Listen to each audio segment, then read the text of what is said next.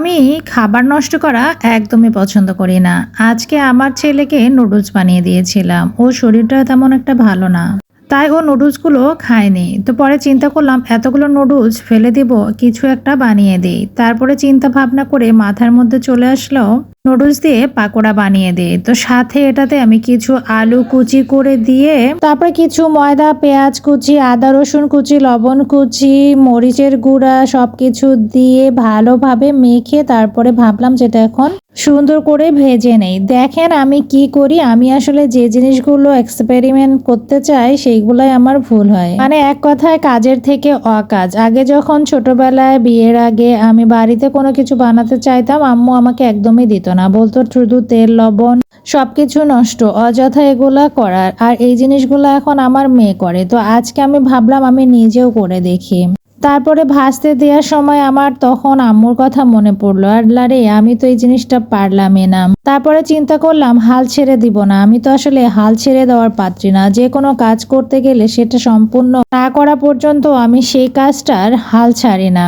এদিকে আমি সবগুলো আবার তুলে নিচ্ছি। এগুলো সুন্দর করে নতুন করে আবার মাখাতে হবে, তাছাড়া এটা একদমই ভালো হবে না। তারপরে তেল থেকে সবগুলো উঠিয়ে নিয়ে আবার সবগুলো ভালো করে উঠায় নিচ্ছি। এগুলো আমি মিক্সড করে নেব, কারণ মিক্সড করে এটাতে তখন কিন্তু আমি আটাটা দেই নাই। ভাবলাম আটা ছাড়াই মনে হয় সুন্দর মতো ভাজা হয়ে যাবে, কিন্তু একটু বেশি নরম হওয়ার কারণে, আর নুডলস তো এমনিতে একটা নরম খাবার, ওখানে হচ্ছে শুধুমাত্র নুডলস দিয়ে মেখে বানালে ভালো হবে না। এদিকে আমি ময়দা নিয়ে নিয়েছি। এখানে যদি আমি চালের গুঁড়া দিয়ে দিতাম তাহলে আরো বেশি মজা হতো, যেহেতু বাসায় চালের গুঁড়া নাই। তো ভাবলাম যা আছে তাই দিয়ে করি, এখন আর কোনো চাপ নিব না। আমি আসলে এমন মানুষ, খাওয়া দাওয়ার ব্যাপারে বা কোনো কাজের ক্ষেত্রে কোনো চাপ নাই না, যেটা আছে যেমনটা আছে তেমনটাই করার চেষ্টা করি। এদিকে দেখেন আমি সুন্দরভাবে মেখে নিচ্ছি, মাখায় টাখায়। আমি চিন্তা করলাম আর একটু ময়দা দিয়ে যে একটু শক্ত শক্ত করি, তাহলে ভাজলে অনেক বেশি মজা হবে।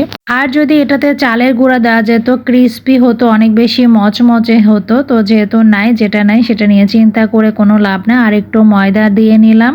তো এখন ময়দাটা দিয়ে সুন্দরভাবে আমি এখানে মেখে নিচ্ছি। মেখে টেখে আমি এখন এটা তেলের মধ্যে ভাজতে দিব। সব থেকে বড় কথা, আমি ভাজা পোড়া জিনিসগুলো কেন করি না জানেন? অনেক বেশি তেল খরচ হয়। তেল এত বেশি খরচ করতে আমার বেশি ভালো লাগে না। আর এমনিতেই আমরা সবাই অনেক বেশি মোটাসোটা, তো যতটা পারা যায় আমাদের একটু মানে হিসাব নিকাশ করে চলি, একটু স্লিম থাকায় তো ভালো, তাই না?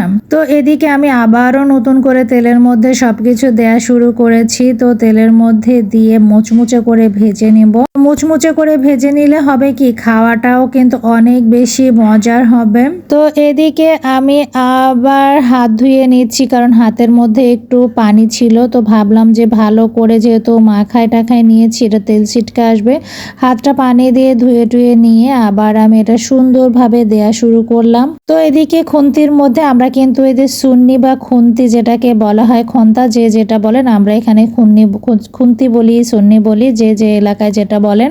ওটাতে একটু লেগেছিল, ভাবলাম একটু তুলে নেই, তুলে নিয়ে একটু খাই। তারপরে তো আর একটু ভালোভাবে কেকড়ে টেকড়ে তুলে নিচ্ছি, কারণ এই নিচের মুচমুচেগুলো খেতে না অনেক বেশি মজা লাগে। আপনারা কারা কারা এরকম নিচে পোড়া লাগানো খাবারগুলো খান? আমার কাছে কিন্তু ভালো লাগে। দেখেন মেয়ে মানুষের একটা স্বভাব কি জানেন? যতই নুসনি থাক ওড়না দিয়ে ধরবে। আমার কিন্তু এই অভ্যাসটা, আমার যত নুসনি থাক, যখন আমি কোনো কিছু তুলতে যাব আমি নুসনি খুঁজে পাই না, আর ওড়না দিয়ে নামায় নিয়ে যাই।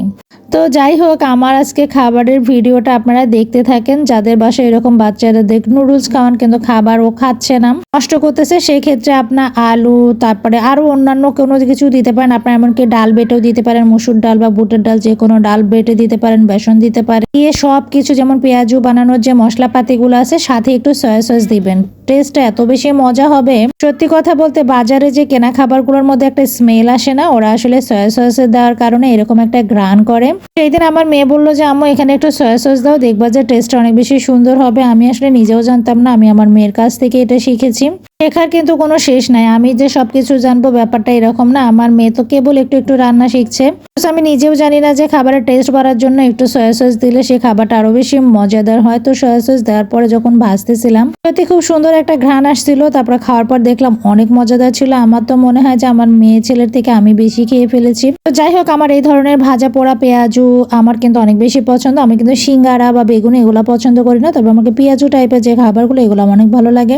তো এদিকে সুন্দরভাবে মাখায় ঝাঁকায় নিয়ে তো আমি এদিকে বানাচ্ছি আর আমার মেয়ের সঙ্গে বিভিন্ন ধরনের গল্প করছি। তো আসলে রান্না বান্না করার সময় আমার মেয়েকে সাথে করে করে নিয়ে রান্না করি, যাতে বাচ্চারা এইভাবে আস্তে আস্তে শেখে। আমি আমার ছেলেকেও কিন্তু কাজ করার সময় কাজ করিয়ে নিই। তাছাড়া তো আসলে বাচ্চারা কাজ শিখবে না। বাচ্চাদেরকে যত সাথে সাথে নিয়ে আপনি কাজ করবেন তত বাচ্চারা কাজ শিখবে। তাছাড়া কিন্তু বাচ্চারা কখনোই কাজ শিখবে না। তো এদিকে দিয়ে নিলাম পেঁয়াজগুলো বানাচ্ছি। দেখতেও কিন্তু কালারটা মাশাআল্লাহ অনেক বেশি সুন্দর হয়েছে। হালকা হলুদ দিয়েছিলাম, এই জন্য কালারটা অনেক বেশি সুন্দর এসেছে।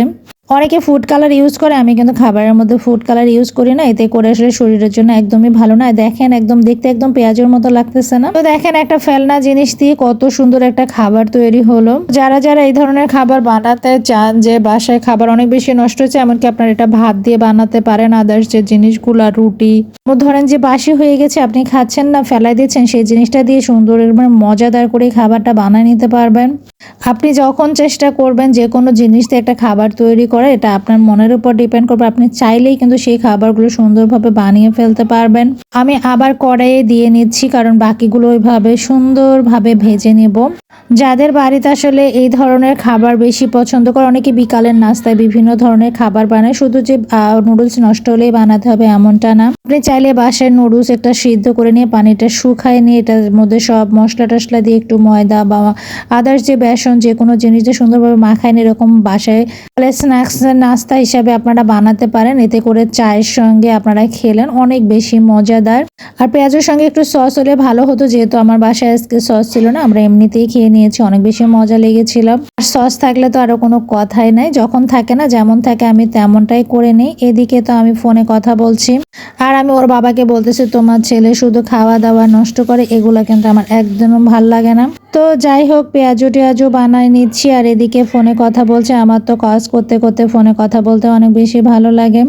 তো যারা যারা খেতে চান চলে আসবেন আমার বাসায়। আমি আসলে রান্না বান্না করতেছি, জানেন আমি রান্না বান্না করতে করতে এখানে ফোনে কথা বলতেছি আর বলতেছি শেষ হয়ে গেছে, গ্যাস শেষ হয়ে গেছে। এর বাবার সঙ্গে অনেক রাগারাগি করতেছে, এদিকে দেখি যে চুলায় জ্বালাই নাই। আমি আসলে এমনটা করি। তারপরে আমার সবগুলো পাকোড়া বানানো হয়ে গেছে। আমার কেন জানি ভাত দিয়ে খেতে খুব মন চাচ্ছিল, তো ভাবলাম যে একটু ভাত দিয়ে খেয়ে নেই। তারপরে রুমে এসে আমি ডাইনিং এ বসে দেখেন আমি এখানে ভাত দিয়ে খাচ্ছি। সত্যি অনেক বেশি মজা লাগছে আমার না, যখন কোনো তরকারি থাকে না কিন্তু শুধুমাত্র পেঁয়াজু দিয়ে ভাত খেয়ে নিতে পারি। আর সেই দিন এই খাবারটা দিয়ে ঠান্ডা ঠান্ডা ভাত খেতে অনেক বেশি মজা লাগছিল। আপনারা যারা টেস্ট করতে চান অবশ্যই খেয়ে দেখতে পারেন। এটা আপনি কিন্তু সস দিয়ে খেতেও কিন্তু অনেক বেশি মজা লাগতো, কিন্তু আমার যেহেতু সস ছিল না, আমি ভাত দিয়ে একদম মেখে মেখে খেয়ে নিলাম। যাদের বাড়িতে আছে তারা সস দিয়ে খেয়ে নেবেন, সত্যি এত বেশি মজাদার ছিল, আমি নিজেও অবাক হয়ে যাচ্ছি এত কেন মজা। নিজের রান্নার প্রশংসা নিজে নিজে করছি। আর সব থেকে বড় কথা, খাবার নষ্ট করা যেহেতু আমার পছন্দ না, খাবারগুলো ছিল আমার অনেক বেশি ভালো লাগছে। আপনাদের বাসায় খাবার এরকম নষ্ট হয়ে গেলে সেটা দিয়ে আপনারা সুন্দর সুন্দর স্ন্যাক্স টাইপের খাবারগুলো বানাতে পারবেন আর মজা করে এনজয় করবেন। তো আমি এখন খেতে থাকি। সবাই ভালো থাকবেন, সুস্থ থাকবেন। ভিডিও ভালো লাগলে অবশ্যই ইউটিউব চ্যানেলটি সাবস্ক্রাইব করবেন, লাইক করবেন, কমেন্ট করবেন। ধন্যবাদ, সবাই ভালো থাকবেন। আল্লাহ হাফেজ, আসসালামু আলাইকুম।